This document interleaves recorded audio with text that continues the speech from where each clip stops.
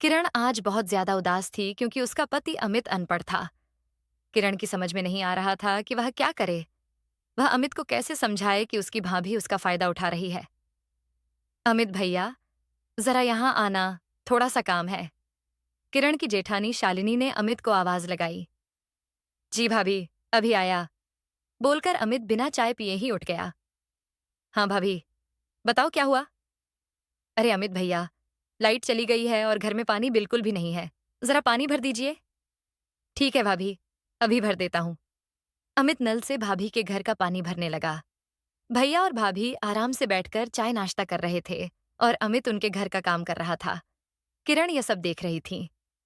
सुनिए अमित, पहले चाय पी लीजिए, नहीं तो ठंडी हो जाएगी। किरण ने अमित को आवाज दी। किरण, वही रख दो, मैं अभी आकर चाय पीता हूँ। थोड़ा सा बचा है और पानी भर दूं। अमित ने जवाब दिया। किरण इस बात पर बहुत गुस्सा हो जाती थी क्योंकि वह किरण की एक बात भी नहीं सुनता था।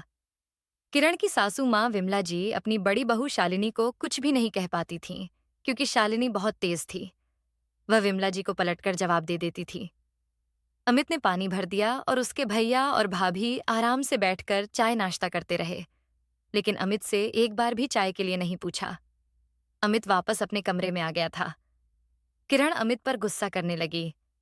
अमित, आप क्यों नहीं समझते? भाभी आपको बेवकूफ बना रही हैं और तुम हो कि बात मानने को तैयार ही नहीं। किरण, तुम्हारा दिमाग खराब हो गया है क्या? भाभी और भैया के बारे में हमेशा उल्टा पुल्टा बोलती रहती हो। तुम अपने काम से काम रखा करो, ज्यादा अपना दिमाग न चलाया करो। किरण शांत हो गई। वह बात को आगे नहीं बढ़ाना चाहती थी। किरण ने चाय को दोबारा गर्म किया और अमित को चाय दी। फिर अमित चाय पीकर खेतों में काम करने चला गया। किरण अंदर ही अंदर घुट रही थी। एक दिन किरण ने अपनी सासू माँ से कहा, माँ जी, मैं बहुत परेशान हो गई हूँ अमित से। अमित मेरी एक बात भी नहीं सुनते हैं। छोटी बहू, मैं क्या करूं? अमित तो मेरी भी नहीं सुनता। मैंने तो उसे कई बार रोका है कि वह अपनी बड़ी भाभी के पास न जाया करे। मैं बहुत अच्छे से जानती हूँ कि बड़ी बहू मेरे बेटे के साथ बहुत गलत व्यवहार करती है, लेकिन मैं जब भी अमित को समझाने की कोशिश करती हूँ तो उल्टा वह मुझ पर ही गुस्सा हो जाता है। एक बार तो मैंने अपनी आंखों से देखा था, जब तुम मायके गई हुई थीं, तब बड़ी बहू ने अमित को जो खाना दिया था, वह उसका और रवि का बचा हुआ झूठा खाना था। उसने अमित को दूसरा खाना निकाल कर नहीं दिया, वही झूठा बचा हुआ खाना उसे दे दिया और उसने खा लिया। जब अमित खाना खाकर मेरे पास आया तो मैंने उसे बताया कि भाभी ने अपना और रवि का झूठा खाना दिया था। इस पर भी अमित ने मुझे ही सुना दिया था। मम्मी, आप भाभी की बुराई क्यों कर रही हैं? आखिर वह खाना किसी और का झूठा तो नहीं था, भाभी और भैया का ही था, और वह तो अपने हैं। अगर उन्होंने झूठा या बचा हुआ खाना दे दिया तो उसमें क्या गलत किया? खाना फेंकना भी तो कोई अच्छी बात नहीं है मम्मी। किरण बहू, तू सोच भी नहीं सकती। उस वक्त मुझे कितना बुरा लगा था कि उन लोगों ने अच्छा खाना निकाल कर खाया और मेरे बेटे को झूठा दे दिया। अगर मेरे हाथ काम करते तो मैं अपने बेटे के लिए खुद ही बना देती, लेकिन मैं भी उन्हीं लोगों पर निर्भर थी। इसीलिए मैंने तुम्हें मायके में ज्यादा दिन रुकने नहीं दिया था, 3 दिन के बाद ही बुला लिया था। बहू, मैं ये कभी नहीं चाहूंगी कि तुम देवरानी जेठानी आपस में लड़ हो झगड़ हो, लेकिन मैं यह भी नहीं चाहती कि मेरा बेटा अमित सबका झूठा खाए। दिन भर खेतों में वह मेहनत करता है और फिर घर जाकर झूठा खाए, ये मुझे अच्छा नहीं लगता। मैं मानती हूँ वह पढ़ा लिखा नहीं है, उसमें उतना दिमाग नहीं है। उसको उसकी भाभी जो बोल देती हैं, वह तुरंत झट से मान जाता है। रवि दिन भर घर में पड़ा रहता है, कोई काम नहीं करता, फिर भी शालिनी बहू उससे कुछ नहीं कहती। वह अमित का ही इंतजार किया करती है कि कब घर में अमित आए और उसके लिए काम बता दे। बहू, अब हम दोनों को मिलकर ही कुछ करना पड़ेगा। अमित की भी कोई इज्जत है। वह भी आखिर इंसान है, कोई जानवर नहीं जो दिन भर बाहर काम करे और घर आए तो घर में भी काम करे। माँ जी, आप तो जानती हैं, मैं अमित से कभी कुछ करने के लिए नहीं कहती, लेकिन हाँ, वह भाभी के जो भी काम करते हैं या फिर जो भी करने लायक हैं, मैं उनके लिए कभी मना नहीं करती। लेकिन सारे काम अमित ही करे, ये मुझे अच्छा नहीं लगता। कुछ काम रवि भैया भी कर सकते हैं। शालिनी भाभी उनसे कभी क्यों नहीं बोलती। किरण बहू, अब हमें ही मिलकर कुछ करना पड़ेगा। अमित को उसकी भाभी की असलियत दिखानी पड़ेगी, तभी वह समझेगा, नहीं तो वह हम लोगों की बात कभी नहीं मानेगा। हम लोग जो भी कहेंगे वह उसे झूठ ही मानता रहेगा। ठीक है माँ जी, मैं कुछ सोचती हूँ, फिर आपको बताती हूँ। अमित जैसे ही खेत से काम करके घर वापस आया, बड़ी भाभी ने उसको सब्जी लाने के लिए भेज दिया। अमित झोला और पैसे लेकर सब्जी लेने चला गया। किरण ने मन ही मन में कुछ सोच लिया था और उसने अपनी सासू माँ से कहा, माँ जी, मैंने कुछ सोचा है। आप कुछ भी मत बोलना। बस आप जो भी हो रहा है वह देखते रहना और मुझ पर भरोसा रखना कि मैं किसी के साथ कुछ गलत नहीं करूंगी। ठीक है बहू, जैसा तुम्हें सही लगे वैसा ही तुम करो। किरण गेट पर खड़े होकर अमित का इंतजार कर रही थी। उसने देखा कि अमित आ रहा है। वह तुरंत शालिनी भाभी के पास गई और उनसे बोली, भाभी, कोई घर का काम हो तो बता दीजिए, मैं कर देती हूँ। अरे नहीं नहीं किरण, अभी तो घर के सारे काम हो गए। अगर कोई काम होगा तो मैं तुम्हें बता दूंगी। ठीक है भाभी, अगर कोई काम हो तो बता देना। अमित यह सब पीछे से सुन रहा था। गेट के पास खड़े होकर किरण वापस अपने कमरे में चली गई। अमित यह सब देखकर मन ही मन खुश हो रहा था कि किरण उसकी भाभी को समझने की कोशिश कर रही है और उनके काम में हाथ बटाने की पेशकश कर रही है। जैसे ही अमित गेट के अंदर आता है, भाभी, ये लो सब्जियां, सारी सब्जी ले आया हूं, आप देख लीजिए, सब सही है ना? हाँ अमित भैया, सब ठीक है। अब आप जाइए। ठीक है भाभी, मैं जाता हूँ। किरण किचन में काम कर रही थी। अमित ने किरण को आवाज दी, किरण, जरा यहाँ आना और मेरे लिए एक गिलास पानी भी ले आना। किरण अमित के लिए पानी लेकर आती है। अमित पानी पीता है। उसे बहुत तेज भूख लगी होती है। अमित ने किरण से कहा, किरण, खाना निकाल दो, मुझे बहुत तेज भूख लग रही है। अमित, खाना बनने में अभी थोड़ा टाइम लगेगा, क्योंकि मैं खाना बनाकर किचन में रख गई थी, लेकिन मैं आज किचन का गेट बंद करना भूल गई। उसके बाद मैं भाभी से पूछने चली गई कि अगर कोई काम हो तो बता दो भाभी। लेकिन जैसे ही मैं वापस आई तो मैंने देखा, किचन में पूरा खाना बिल्ली ने इधर उधर गिरा दिया था। अब वह खाना मैं सबको कैसे खिलाती? इसीलिए मुझे सारा खाना फेंकना पड़ा। अमित, एक काम करो, अभी आप भाभी के पास जाओ और उनसे खाना लेकर खा लो, तब तक मैं कुछ और बनाती हूँ। ठीक है किरण, मैं भाभी से लेकर खाना खा लेता हूँ, तब तक तुम कुछ बना लो, माँ को भी भूख लग रही होगी। हाँ अमित, आप जाओ, तब तक मैं कुछ बनाती हूँ। अमित अपने कमरे से बाहर निकलता है और बड़ी भाभी के कमरे में पहुंचता है। भाभी, आपने खाना बनाया हो तो 2 रोटी निकाल दो, मुझे बहुत तेज भूख लग रही है। किरण ने खाना बनाया था, लेकिन बिल्ली पूरा खाना बर्बाद करके चली गई। माफ कीजिए अमित भैया, खाना तो मैंने सिर्फ अपने लिए और तुम्हारे भैया के लिए ही बनाया है। 4 ही रोटियां बनाई हैं। मैं अगर 2 रोटी तुम्हें दे दूंगी तो फिर तुम्हारे भैया क्या खाएंगे? अमित, एक काम करो, थोड़ी देर इंतजार कर लो, तब तक किरण खाना बना देगी और तुम खा लेना। ठीक है भाभी, कोई बात नहीं, मैं इंतजार कर लेता हूँ, थोड़ी देर बाद खाना खा लूंगा। विमला जी चुपचाप खड़ी होकर यह सब देख रही थीं। अमित लटका हुआ मुंह लेकर अपने कमरे में वापस आ जाता है। किरण ने पूछा, क्या हुआ अमित, तुम बड़ी जल्दी वापस आ गए? अमित ने किरण को कुछ नहीं बताया कि भाभी ने उससे क्या कहा। वह किरण से बोला, किरण, भाभी ने बैंगन और आलू बनाए हैं, वह मुझे अच्छे नहीं लगते। तुम जल्दी से कुछ बना दो तो मैं खा लूंगा। ठीक है अमित, एक काम करती हूँ, जल्दी से मैं खिचड़ी बना लेती हूँ। माँ जी को भी भूख लग रही होगी और आज हम लोग खिचड़ी ही खा लेंगे। ठीक है, जल्दी से बना लो, मुझे बहुत तेज भूख लगी है। पूरा दिन काम करते करते मैं थक गया हूँ, खाकर थोड़ा सा आराम करना चाहता हूँ। किरण ने जल्दी से खिचड़ी बनाई और फिर सबने बैठकर एक साथ खिचड़ी खाई। खिचड़ी खाकर जैसे ही अमित बिस्तर पर लेटा, वह सो गया, क्योंकि वह बहुत थक गया था। किरण किचन का सारा काम खत्म करके कमरे में आई। अमित का भोला चेहरा देखकर उसे अमित पर बहुत दया आ रही थी, लेकिन वह चाहकर भी क्या करती, क्योंकि अमित तो उसकी बात सुनने के लिए तैयार ही नहीं था। किरण सासू माँ के कमरे में आती है। माँ जी, आज मेरा पहला पड़ाव पार हो गया। अमित को भाभी की थोड़ी सी बातें बुरी लगीं, क्योंकि आज तक उन्होंने भाभी का कोई काम मना नहीं किया था, और आज जब उसने भाभी से 2 रोटी मांगी तो भाभी ने उसे मना कर दिया। उसके चेहरे से साफ दिखाई दे रहा था कि भाभी का खाने के लिए मना करना उसको बहुत बुरा लगा था। ठीक है बहू, अब आगे क्या करोगी? माँ जी, बस आप देखते जाओ, आगे आगे मैं क्या करती हूँ। मैं अमित के ऊपर से भाभी का भूत उतार के रहूंगी और भाभी की सच्चाई उसके सामने लाकर रहूंगी कि वह उसे नौकर के अलावा कुछ नहीं मानती। किरण अपने कमरे में आकर सो गई। सुबह हुई तो किरण ने सबके लिए चाय नाश्ता बनाया। अमित ने भी चाय नाश्ता कर लिया। अमित काम पर जाने के लिए निकल ही रहा था कि भाभी ने उसको बोला, अमित भैया, जरा दुकान से चावल ला दीजिए, खत्म हो गए हैं। तुम्हारे भैया अभी सोकर नहीं उठे। ठीक है भाभी, मैं ला देता हूँ। अमित अपनी भाभी को चावल लेकर दे गया और फिर खेतों में चला गया। किरण ने आज पूरा खाना तैयार कर लिया था और वह अमित के आने का इंतजार कर रही थी। अमित जैसे ही घर के अंदर घुसा, शालिनी भाभी ने तुरंत उसे बुला लिया। अमित, मेरी कमर में आज बहुत दर्द है। थोड़े से कपड़े धोने हैं, वॉशिंग मशीन में डालकर धुल दो। तुम्हारे भैया की भी तबीयत कुछ ठीक नहीं है और उन्हें छत पर भी डाल देना। कपड़े धुल जाई तो अमित, मेरे कमरे में झाड़ू भी लगा देना, क्योंकि कमर दर्द की वजह से आज मैं झाड़ू नहीं लगा पाई।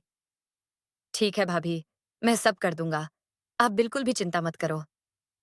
विमला जी को बहुत ही ज्यादा बुरा लग रहा था। एक माँ ये कैसे देख सकती है कि उसका बेटा थका हारा खेतों में काम करके घर वापस आया हो और उसकी भाभी ने उसे फिर से काम पर लगा दिया। उसको एक बार पानी के लिए भी नहीं पूछा और उसे हजारों काम बता दिए। और उनका भोला अमित उसे क्या ही कहे। उसे तो कुछ समझ ही नहीं आता। उसे तो यही दिखाई देता है कि उसके भैया भाभी उससे बहुत प्यार करते हैं, उसे बहुत मानते हैं, इसीलिए उससे छोटे मोटे काम करा लेते हैं। अमित अपनी भाभी के सारे काम खत्म करके अपने कमरे में आया। किरण ने उसे पानी लाकर दिया और पानी के साथ खाने के लिए कुछ मीठा दे दिया। मीठा खाकर और पानी पीकर अमित को थोड़ा सा सुकून मिला। उसे कुछ राहत महसूस हुई। सुनो अमित, मुझे कुछ रुपये की जरूरत थी, अगर हो तो दे दो। क्या हुआ किरण, रुपये की तुम्हें क्या जरूरत पड़ गई? कुछ काम था क्या? अरे नहीं नहीं, वह मैंने भाभी से लिए थे तो उन्हीं को वापस करने हैं। अमित की जेब में सिर्फ 1,000 रुपये थे। अमित ने किरण को दे दिए। किरण ने वह रुपये भाभी को जाकर दे दिए। भाभी को यह नहीं पता था कि वह रुपये अमित ने ही दिए हैं। किरण अपने कमरे में वापस आती है और गिरने का नाटक करती है। किरण कराहते हुए बोली, मेरी कमर टूट गई। अमित, मुझे चोट लग गई है। अमित ने तुरंत किरण को उठाया और उठाकर बेड पर लिटाया, लेकिन किरण की कमर का दर्द बंद ही नहीं हो रहा था। अमित, मुझे लगता है हॉस्पिटल लेकर चलना पड़ेगा। मुझे बहुत दर्द हो रहा है। अच्छा सुनो किरण, तुम्हारे पास कुछ रुपए हैं? हॉस्पिटल चलेंगे तो रुपए की जरूरत पड़ेगी। मेरे पास तो नहीं है। एक बार आप माँ जी से पूछ लीजिए, शायद उनके पास हो। ठीक है, मैं मम्मी से जाकर पूछ लेता हूँ। मम्मी, तुम्हारे पास कुछ रुपए होंगे क्या? किरण को चोट लग गई है, उसे हॉस्पिटल लेकर जाना पड़ेगा। बेटा, तुम तो जानते ही हो, मेरे पास रुपये कहाँ से आएंगे? मुझे तो रुपये की कोई जरूरत ही नहीं पड़ती। तुम सब खुद ही करते हो मेरे लिए। ठीक है माँ, मैं भाभी से ले लेता हूँ। हाँ बेटा, तुम भाभी से ही ले लो, उसके पास तो होंगे ही। अमित भागता हुआ अपनी भाभी के पास गया। भाभी, किरण को बहुत चोट लग गई है, उसे डॉक्टर के पास लेकर जाना पड़ेगा। मुझे कुछ रुपये चाहिए थे। अमित भैया, मेरे पास तो अभी रुपये नहीं है, अगर होते तो मैं आपको कभी मना नहीं करती। भाभी, एक बार भैया से पूछ लो, शायद उनके पास हो। नहीं अमित, भैया के पास भी नहीं है। मैंने सुबह ही उनसे कहा था, लेकिन उन्होंने कहा था कि उनके पास अभी रुपये नहीं है। आप कुछ देख लीजिए। ठीक है भाभी, बोलकर अमित अपने कमरे में वापस चला गया। एक बार फिर अमित को बहुत बड़ा धक्का लगा था, क्योंकि वह जानता था कि किरण अब भी अभी भाभी को 1,000 रुपये देकर गई है और भाभी कह रही हैं कि उनके पास रुपये नहीं है। आखिर भाभी ने मेरे साथ ऐसा क्यों किया? उनके रुपये तो मैं वापस कर ही देता, फिर भी उन्होंने मुझे देने से क्यों मना किया? आज अमित को थोड़ा थोड़ा एहसास हो रहा था कि उसे माँ और किरण समझाती रहती थीं कि भाभी उसका फायदा उठाती हैं, लेकिन मैं समझने की कोशिश ही नहीं करता था। अमित भागते हुए अपने रूम में वापस आया। किरण, तुम्हें बहुत ज्यादा दर्द हो रहा है क्या? थोड़ी देर रुक जाओ तो मैं अपने दोस्त से कुछ पैसे लेकर आता हूँ। घर में किसी के पास पैसे नहीं है। कोई बात नहीं अमित, तुम परेशान मत हो। अब मेरा दर्द थोड़ा कम हो गया है। एक काम करो, तुम माँ जी के कमरे से जाओ और उनके पास वॉलिनी रखी होगी, उसे लेकर आओ और मेरी कमर में लगा दो तो दर्द में राहत मिल जाएगी और मुझे अच्छा लगेगा। ठीक है, मैं अभी मम्मी के कमरे से लेकर आता हूँ। अमित भागते हुए अपनी माँ के कमरे में गया और वहां से वॉलिनी लेकर आता है और उसने किरण की कमर में लगा दिया। किरण थोड़ी देर लेटी रही और फिर उसके बाद उठ गई। अमित, तुम्हें भूख लग रही होगी, मैं तुम्हारे लिए खाना निकाल देती हूँ। नहीं किरण, तुम रहने दो, मैं खुद ही निकाल लेता हूँ। ठीक है अमित, एक काम करो, मैंने खाना तो बना दिया था, माँ जी को भी बुला लो और सब लोग एक साथ मिलकर खाना खा लेते हैं। अमित ने कहा, ठीक है, मैं माँ को बुलाता हूँ और खाना निकालता हूँ, तब तक तुम आराम से उठकर बैठो। सबका खाना पानी हो गया था, सब लेट गए और सो गए। लेकिन आज अमित को नींद नहीं आ रही थी। इतना थका होने के बावजूद भी उसको बार बार अपनी भाभी का किया हुआ बर्ताव याद आ रहा था कि उसने भाभी के लिए इतना सब कुछ किया और भाभी यह सब क्या कर रही हैं। उसे तो कुछ समझ ही नहीं आ रहा था। ये सब सोचते सोचते अमित को पता ही नहीं चला कि कब उसे नींद आ गई। उसकी सुबह आंख खुली तो देखा किरण किचन में थी। वह तुरंत ही किरण के पास गया। किरण, तुम ठीक तो हो ना? तुम्हें दर्द तो नहीं हो रहा है? मैं ठीक हूं, मुझे दर्द बिल्कुल भी नहीं हो रहा। मेरी कमर का दर्द बिल्कुल ठीक हो गया। तुम चिंता मत करो, तुम जल्दी से नहा लो, तब तक मैं सबके लिए चाय बनाती हूँ। किरण ने सबके लिए चाय बना दी। सबने चाय पी। अमित तैयार हो गया था। वह बाहर जा रहा था। किरण ने उससे पूछा, अमित, कहाँ जा रहे हो? अमित ने बताया, बैंक जा रहा हूँ, कुछ रुपये निकाल कर ले आता हूँ। क्या पता घर में कब रुपये की जरूरत पड़ जाए। घर में रुपये बिल्कुल भी नहीं है। जैसे ही शालिनी भाभी ने अमित के मुंह से सुना कि अमित रुपये निकालने जा रहा है, वह दौड़ती हुई गेट के पास आई और अमित से धीरे से कहा, अमित भैया, थोड़े रुपये मेरे लिए भी निकाल लेना, मेरे पास भी रुपये नहीं है। लेकिन भाभी, किरण ने तो कल ही आपको 1,000 रुपये दिए थे। उसने मुझे बताया था, क्योंकि वह रुपये मैंने ही उसे दिए थे।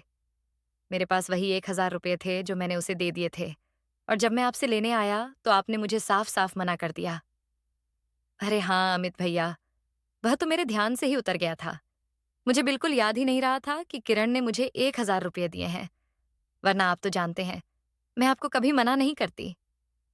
हाँ भाभी, मैं बहुत अच्छे से जान गया हूँ कि आप मुझे कभी किसी चीज के लिए मना नहीं करेंगी। लेकिन भाभी, आप रवि भैया से बोल देना, वह कुछ रुपये निकाल कर ले आएंगे अपने अकाउंट से। मेरे अकाउंट में इस समय बिल्कुल रुपये भी नहीं है। अमित के मुंह से यह सब सुनकर शालिनी भाभी आश्चर्यचकित रह गई थीं। ठीक है अमित भैया, कोई बात नहीं, मैं तुम्हारे भैया को बोल दूंगी, वह निकाल कर ले आएंगे। इसके आगे वह कुछ भी अमित के सामने बोल नहीं पाई। अमित बाहर चला गया और शालिनी भाभी अपने कमरे में आ गईं। शालिनी मन ही मन में सोच रही थी कि यह सब कैसे हो गया। अमित ने आज तक मेरी बात काटने की हिम्मत नहीं की, फिर ऐसा क्या हो गया? शालिनी को कुछ समझ में नहीं आ रहा था, और शायद शालिनी इस चीज को कभी समझ भी नहीं पाएंगी कि किरण ने उनके साथ क्या खेल खेल दिया। आज विमला जी को यह सब देखकर बड़ा सुकून मिल रहा था, क्योंकि उनका बेटा धीरे धीरे बड़ी बहू के चंगुल से बाहर आ रहा था। विमला जी अपनी किरण बहू के कमरे में गईं और किरण से कहा, बहू, तुम्हारा दूसरा दांव भी पूरा हो गया, अब इसके आगे क्या? माँ जी, अब इसके आगे जो भी होगा वह आप देखिएगा। आज किरण ने मन में सोच लिया था कि आज वह अमित को पूरी तरह से उसकी भाभी की असलियत दिखा देगी। देवर भाभी का रिश्ता माँ और बेटे जैसा होता है, लेकिन शालिनी भाभी ने मेरे पति के साथ जो किया, मैं उसे बिल्कुल भी बर्दाश्त नहीं कर सकती। मुझे इस रिश्ते से कोई दिक्कत नहीं है, और ना ही मुझे दिक्कत है शालिनी भाभी के काम बोलने से। लेकिन शालिनी भाभी जैसा बर्ताव अमित के साथ करती हैं, वह मुझे बिल्कुल भी पसंद नहीं। वह मेरे भोले पति अमित को एक नौकर की तरह ट्रीट करती है। मैं ऐसा कभी नहीं होने दूंगी कि मेरा पति किसी का नौकर बनकर रहे।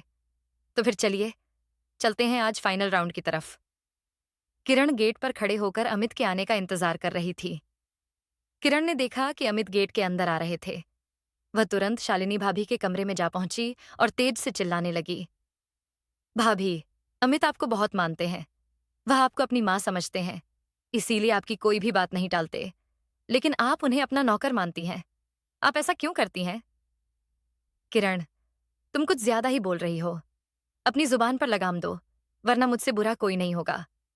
अगर मैंने एक बार भी अमित को बोल दिया कि तुमने मेरे साथ बदतमीजी की है, तो अमित तुम्हें इस घर से निकालकर बाहर करेगा। वह सिर्फ और सिर्फ मेरी सुनता है। मैं उससे जो भी कहूंगी, अमित वही करेगा। इसीलिए तुम ध्यान रखना, मुझसे बदतमीजी करने से पहले 10 बार सोचना। भाभी, अमित जब भी बाहर से आते हैं, आप उन्हें कोई ना कोई काम बता देती हैं। एक बार उन्हें चाय या पानी के लिए भी नहीं पूछती। आपने कभी सोचा है कि अमित जब बाहर से आते हैं, तो उन्हें भी भूख और प्यास लगती है? रवि भैया जैसे ही बाहर से आते हैं, आप तुरंत उनके लिए पानी लेकर खड़ी हो जाती हैं। लेकिन मेरा अमित जैसे ही घर आता है, आप उसके लिए काम बताने लगती हैं। किरण की बातें सुनकर शालिनी भाभी को बहुत तेज गुस्सा आ गया था और उन्होंने किरण पर हाथ उठा दिया। अमित ने आकर शालिनी भाभी का हाथ पकड़ लिया। बस, शालिनी भाभी, बहुत हो गया। अब और नहीं चलेगी आपकी मनमानी। आपने किरण के ऊपर हाथ उठाने की हिम्मत भी कैसे की? उसने जो भी बोला, वो बिल्कुल सही बोला। मैंने आपको हमेशा अपनी माँ की तरह समझा, पर आपने कभी मुझे अपना माना ही नहीं। आपने मुझे हमेशा एक नौकर ही समझा। लेकिन मैं फिर भी शांत था। लेकिन आज जो आपने हरकत मेरी किरण के साथ की है, वह मैं कभी बर्दाश्त नहीं कर सकता। माना मैं अनपढ़ हूँ, गंवार हूँ, लेकिन इतना तो मैं जानता हूँ कि मेरी बीवी कभी किसी के लिए बुरा नहीं सोचती। उसने तो शुरुआत में मुझे कभी कुछ नहीं कहा। मैं थका-हारा काम से घर पर लौटता था और आप मुझे घर के कामों में लगा देती थीं। लेकिन मैंने कभी भी मना नहीं किया। किरण के आने के बाद भी मैंने कभी आपका काम करने से मना नहीं किया। लेकिन आपने मुझे कभी अपना समझा ही नहीं। किरण और विमला जी की आंखों में आंसू आ गए थे, अमित की यह बातें सुनकर। अमित ने किरण और माँ जी से माफी मांगी। शालिनी को आज भी अपनी गलती का एहसास नहीं हुआ, लेकिन अमित को अपनी गलती का एहसास हो गया था। विमला जी ने अपनी किरण बहू की तरफ एक प्यारी सी स्माइल करते हुए देखा और मन ही मन सोचा, आज किरण बहू ने उनके बेटे को नौकरों वाली जिंदगी से आजाद कर दिया। अमित ने शालिनी भाभी से अपने सारे संबंध तोड़ दिए। वह अपनी बीवी और अपनी माँ के साथ हंसी खुशी से दिन गुजारने लगा। आशा करती हूँ आपको हमारी कहानी अच्छी लगी होगी। अगर आपको हमारी कहानी अच्छी लगी तो वीडियो को लाइक और शेयर करें। चैनल को सब्सक्राइब करें। वीडियो देखने के लिए आपका धन्यवाद।